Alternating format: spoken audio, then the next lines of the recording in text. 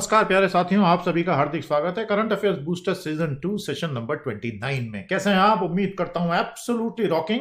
एक बहुत ही शानदार सेशन के साथ हम पुनः हाजिर हैं। आइए आज की पढ़ाई शुरू करते हैं। आते ही सेशन को लाइक और शेयर कर लो भैया।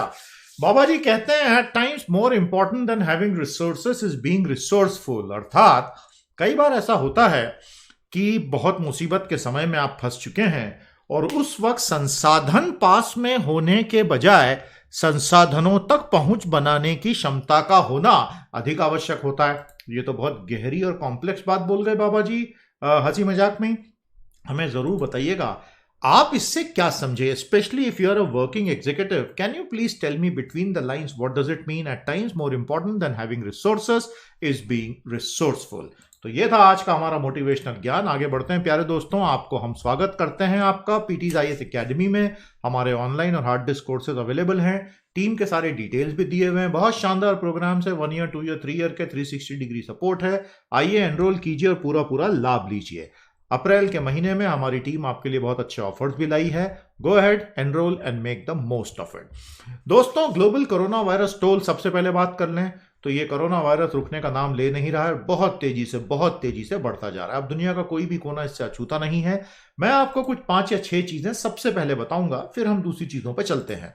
The very first thing is 24 lakh से ज्यादा लोगों को अब ये संक्रमित कर चुका है।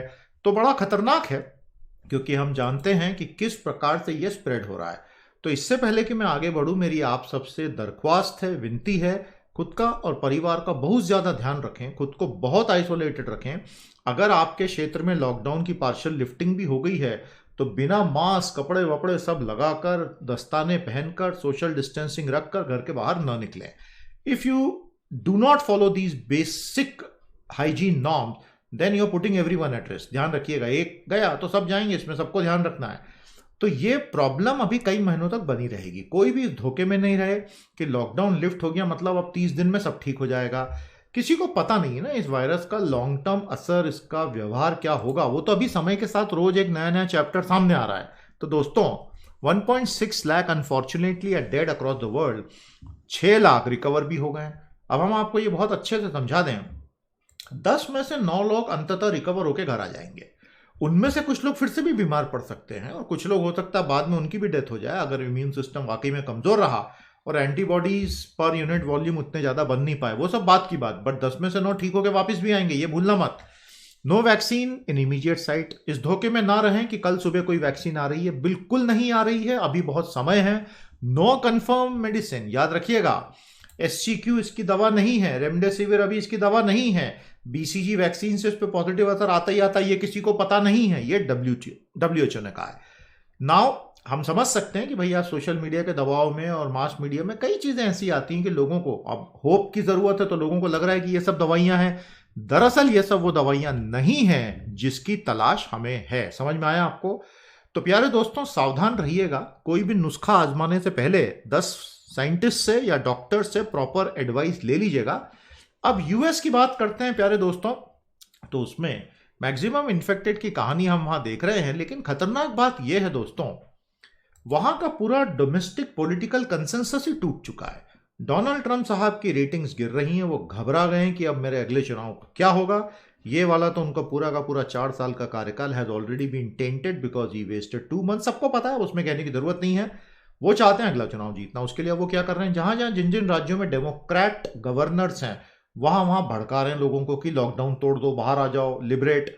This is extremely responsible, this is extremely dangerous, it will lead to deaths.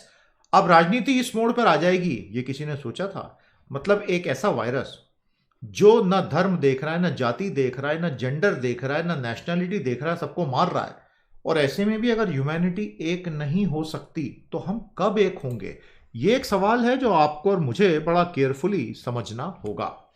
दोस्तों, तो वो थी आज की पहली खबर। हमारा पहला सवाल नोट कर लें। Comment on the broken domestic political consensus in USA in light of the corona virus outbreak. अब आप जानते हैं कि चाइना के ऊपर लगाम कसने की नजर से भारत सरकार ने कह दिया कि भाई कुछ भी FDI आएगा पहले हमारी परमिशन ले लो, ऑटोमेटिक अप्रूवल की कहानी खत्म। बिल्कुल ठीक है, इसमें किसी को कोई दिक्कत नहीं है, we can do it. But somehow कहीं ना कहीं ऐसा लगता है कि they are closing the doors after the horses of bolted. For many many years now China has been a very big investor in Indian company. तो जितने भी नए यूनिकॉर्न्स आए हैं आजकल के, उनमें सब में आप ढूंढने जाओगे तो या तो चाइना या जापान, ये मेजॉरिटी शेयर होल्डर्स आपको मिलेंगे। Paytm is the best example. प्यारे दोस्तों, तो इन्वेस्टमेंट वैल्यू कितनी रही है? सरकार ने आज ये बोला है कि इसके आगे कुछ भी चाइनीज इन्वेस्टमेंट आएगा तो पहले हमारी परमिशन ले लो, प्रायर अप्रूवल मैंडेटरी हो जाएगा। ठीक है, कोई दिक्कत नहीं, कीजिए। आज 26 अरब डॉलर तक के करंट और प्लान्ड इन्वेस्टमेंट्स भारत की कंपनियों में हैं। और जब इसका माइक्रो ग्रैनुलर एनालिसिस किया गया तो यह पता चला कि पहले अलग तरह का इन्वेस्टमेंट आता था, आजकल चाइना की प्राइवेट फर्म्स और वहां की प्रोविंशियल गवर्नमेंट्स का millions and millions of dollars आ रहा है, भारत की सब उभरती हुई कंपनियों में लग रहा है। प्यारे दोस्तों, तो फिर क्या हमारे स्टार्टअप्स के लिए कैपिटल की किल्लत हो जाएगी? एक बहुत बड़ा कारण कि भारत से कभी भी गूगल नहीं निकला, फेसबुक नहीं निकला, टिकटॉक नहीं निकला, इस तरह के consumer facing world beating apps इसलिए नहीं निकले, हमारे यहां वेंचर कैपिटल की कमी है। लोग तो हैं, रईस है, वेंचर कैपिटल करना ही नहीं चाहते हैं उस स्केल का। वो काम चाइना वाले हमारे यहां के कर रहे हैं। हम वो रास्ता भी अब बंद करेंगे क्योंकि हमें डर है कि चाइना हमारी विकट परिस्थिति को देखते हुए हमारी कंपनियों को धड़ाधड़ खरीद लेगा। अब क्या यह सरकार की नीति है चाइना की? किसी को नहीं पता, नोबडी नोज। समय के साथ ही पता चलेगा। But if you look at the names, आपको स्क्रीन पे नाम दिख रहे हैं, कोई भी बचा नहीं है। सब में सैकड़ों मिलियन डॉलर चाइनीज कंपनीज और प्रोविंशियल गवर्नमेंट्स एक्सेट्रा लगा चुकी हैं। तो इसके ऊपर दो बहुत खूबसूरत एडिटोरियल्स हैं, मैंने आपके लिए लगा दिए हैं। पीडीएफ डाउनलोड करेंगे तो इसको बहुत अच्छे से पढ़ लीजिएगा। प्यारे दोस्तों, the main question is, are Chinese firms और China itself being opportunistic in exploiting the post virus situation? इस सवाल का जवाब आपको इन एडिटोरियल से मिल सकता है। और अगर हाँ हमें यह समझ में आता है तो फिर हम शायद वो रास्ता रोक सकते हैं। एक बात समझ लेना दोस्तों, पोस्ट कोविड अगर आप आने वाली कैपिटल को रोक रहे हो तो you better have a very good reason for it, because India will desperately need investment. हमारे दोनों इंजन कंजम्पशन का और इन्वेस्टमेंट का पूरी तरह ठप हो चुके हैं। तो हम सोच समझ के करें, और वैसे ही इतना इन्वेस्टमेंट आ चुका है तो अब जागकर कहीं हम देरी तो नहीं कर रहे हैं। और अगर यह सही है तो बिल्कुल कीजिए, उसका इकोनॉमिक लॉजिक होना चाहिए। पर कहीं ऐसा ना हो कि एंटरप्रेन्योरशिप और इनोवेशन इकोसिस्टम ही ठंडा पड़ जाए। तो ये सब एक बहुत डिफिकल्ट डिसीजन किसी भी सरकार के लिए होता है। प्यारे दोस्तों, हमारी सरकार भी सोच समझ के निर्णय लेगी, यही उम्मीद है। तो हमारा अगला सवाल नोट करें, should the government of India be more liberal in the post COVID scenario और less liberal towards incoming Chinese FDI? प्यारे दोस्तों, आगे चलते हैं। Distress during lockdown. अब एक बात तो लोगों को धीरे धीरे धीरे धीरे धीरे सबको समझ में आ गई, जो पहले हमने कई बार आपके साथ 65, 35, 15, 85 का फॉर्मूला शेयर किया था, याद है ना भैया? तो भारत में 65% लोग कृषि और संबद्ध क्षेत्रों में है, 65 बच गए 35, ये 35 गैर कृषि में है, 65, 35। इस 35 में 15% फॉर्मल सेक्टर में है, द ऑर्गेनाइज सेक्टर, और 85% अनऑर्गेनाइज सेक्टर में है। तो दोस्तों 65, 35, 15, 85 की स्थिति यह है कि भारत का मैक्सिमम नॉन एग्रीकल्चर एम्प्लॉयमेंट तो अनऑर्गेनाइज सेक्टर में है, जिनके पास ना सेविंग्स है ना कुछ है, और उनमें से तो कई डेली वेज वर्कर्स हैं। तो अब हुआ ये है लॉकडाउन की वजह से, जब अब सारा डेटा सामने आ रहा है दोस्तों, आप देखेंगे माइग्रेंट वर्कर्स की कंडीशन तो अलार्मिंगली खराब हो गई है। और ये तो करोड़ों करोड़ों करोड़ों करोड़ों लोग हैं भैया, इनका तो कोई हिसाब किताब ही नहीं है। Food ration, employment, cash handouts, everything has suffered badly. ये सर्वेस के आधार पे है। और इसमें असली खतरा यह है कि जब हम देख रहे थे कि 2011-12 से लेकर 18-19 तक कंजम्पशन एक्सपेंडिचर सर्वे रिपोर्ट में बात हुई थी, पॉवर्टी रूरल सेक्टर में बढ़ गई है। पहली बार हुआ भारत में कि पॉवर्टी इंसिडेंस 1973 के बाद बढ़ा पिछले 8। तो ये तो करोड़ों लोगों के बीपीएल हो जाने का खतरा सामने आ गया है। और सरकार को कुछ भी करके इससे बचना होगा। तो राज्य सरकारें भी बहुत मेहनत कर रही हैं, केंद्र सरकार भी कोशिश कर रही है, लेकिन अल्टीमेटली डिस्ट्रेस तो बना ही हुआ है। ऐसा तो है नहीं कि डिस्ट्रेस खत्म हो गया है। So this is a very tricky situation for India now, and that is one of the reasons my dear friends. हमने गरीब कल्याण योजना भारत सरकार लाई, बहुत अच्छी बात, लेकिन वो काफी है ही नहीं। हमें 10 से 15 लाख करोड़ का अर्जेंट फिस्कल स्टिमुलस आज के आज चाहिए। उम्मीद करेंगे कि सरकार जल्दी से लाएगी। तो हमारा अगला सवाल नोट करें दोस्तों, what are the various pain points in the Indian economy today for the migrant workers of India?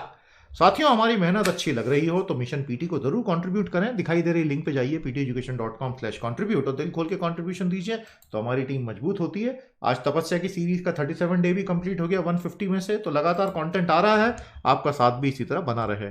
अब स्टिमुलस की बात करते हैं। अलग अलग एक्सपर्ट्स की राय अलग अलग हो सकती है, लेकिन कुछ चीजों पर एक मत है, थिंक बिग थिंक डिफरेंट। सभी लोग एक चीज बोल रहे हैं कि भाई भारत सरकार के लिए टेंशन तो है ही, टू डू और नॉट टू डू। मतलब सबसे पहला सवाल जो भारत सरकार को, प्रधानमंत्री जी को और फाइनेंस मिनिस्टर मैडम को ये बैठ के तय करना है कि भैया स्टिमुलस लाना भी है या नहीं। अगर नहीं लाना है फिर तो भूल जाओ, अगर लाना है तो फिर हम एक लॉन्ग रिसेशन से बचने के लिए उसको लाने वाले हैं और वर्स्ट कॉन्सिक्वेंसेस से बचेंगे। चक्कर यह है दोस्तों कि इस वायरस क्राइसिस में 4 करोड़ तक नौकरियां जाने वाली हैं और यह भी थोड़ा सा अंडर एस्टिमेटेड फिगर है। और हम ये बहुत अच्छे से जानते हैं, आपको तो हमने अलग से भी सेशन दे दिया कि भाई जीडीपी का कितना लॉस होगा। मिनिमम एक दिन का 50,000 करोड़, मैक्सिमम 1 लाख करोड़ तक। तो हमारे जीडीपी का 7.5, 10, 12.5% तो सीधे सीधे चॉप ऑफ हो गया है। 203 लाख करोड़ पिछले साल जीडीपी था, उसका 10-15% जाना मतलब 20 से 25 लाख करोड़, तो ऑलरेडी ये इतनी श्रिंक हो जाएगी। पॉजिटिव ग्रोथ छोड़ दीजिए। ऐसे में हमारे इन इन्वेस्टमेंट और कंजम्पशन के चक्कों को चलाते रहना यह सरकार की जरूरत है। अब कैसे खर्च करें, आप चार्ट में नीचे की तरफ देखेंगे भाई कैपिटल स्पेंडिंग की जो बात हुई थी, कैपिटल स्पेंडिंग हटा के उसको रेवेन्यू की तरफ ले आइए। अब इस साल कैपिटल प्रोजेक्ट्स का कोई मतलब नहीं रह गया है। और इंफ्रास्ट्रक्चर पाइपलाइन के लिए आपने नेशनल इंफ्रास्ट्रक्चर प्रोजेक्ट लाया था, उसमें से कैसे अब रीरूट कर सकते हैं, डीबीटी फॉर पुअर को बढ़ाया जाए, वेस्ट सपोर्ट इनफॉर्मल और एमएसएमई को जबरदस्त जरूरत है, एक्सेट्रा एक्सेट्रा एक्सेट्रा। तरीके बहुत सारे हो सकते हैं और सामान्य नीति आरबीआई के जरिए काम करेगी नहीं, क्योंकि दोस्तों यहां आप सोवरेन की जरूरत है, यहां मॉनेटरी अथॉरिटी साथ दे सकती है। मॉनेटरी अथॉरिटी देश को बचा के ला नहीं सकती। मैं आपको एक पैरेलल उदाहरण देता हूं। देखिए क्या हुआ था, 99-2000 के आसपास G20 बना था, सेंट्रल बैंकर फाइनेंस मिनिस्टर मिलते थे, बहुत बढ़िया चल रहा था। फिर 2007 में आ गई ग्लोबल फाइनेंशियल क्राइसिस, तो वो सेंट्रल बैंकर रोते रोते गए अपने अपने प्राइम मिनिस्टर प्रेसिडेंट के पास कि भैया दादा आप लोग भी आ जाओ। तो लीडर फोरम बना G20 में, क्योंकि the kind of decisions needed then 2007, 8, 9 में ग्लोबल फाइनेंशियल क्राइसिस से निपटने के लिए वो सेंट्रल बैंक थोड़े ना ले सकते थे। तो उसके लिए प्रेसिडेंट्स और प्राइम मिनिस्टर्स को जोड़ा गया और वो सबका नेट नतीजा हुआ कि फिर G20 में लीडर्स फोरम बना। कहने का आशय यह है that today also we need the sovereign support, not merely the central banking support. ये एक सिंगल इंफोग्राफिक में सब कुछ कवर्ड है। तो प्यारे दोस्तों, हमारा अगला सवाल, mention 5 different and important aspects of a potential stimulus for India. इस स्लाइड को बहुत ध्यान से नोट कर लीजिएगा, आपको हर जगह ये काम आएगी। तो लॉकडाउन 1.0 इकोनॉमी पे फाइनेंशियल एक्सप्रेस ने गजब का एनालिसिस दिया है, इसके कुछ हिस्सों पे बात कर ली जाए आपसे। देखिए जब आप जीवीए की पिक्चर देखते हैं, ग्रॉस वैल्यू एडेड, आपको बहुत अच्छे से पता है जीडीपी और जीवीए दो तरह से एनालिसिस कर सकते हैं। जीडीपी का मतलब है एक्सपेंडिचर साइड, समझ में आ गया आपको। तो कितना एक्सपेंडिचर अलग अलग चीजों पर हो रहा है वो आपका ग्रॉस डोमेस्टिक प्रोडक्ट आपको मिलता है। और जीवीए का मतलब है वैल्यू एडेड साइड, तो वहां तो जीडीपी आपका डिमांड साइड हो गया और जो जीवीए होता है वो आपका प्रोडक्शन साइड, तो इसमें वर्कर इनकम इंक्लूड होती है।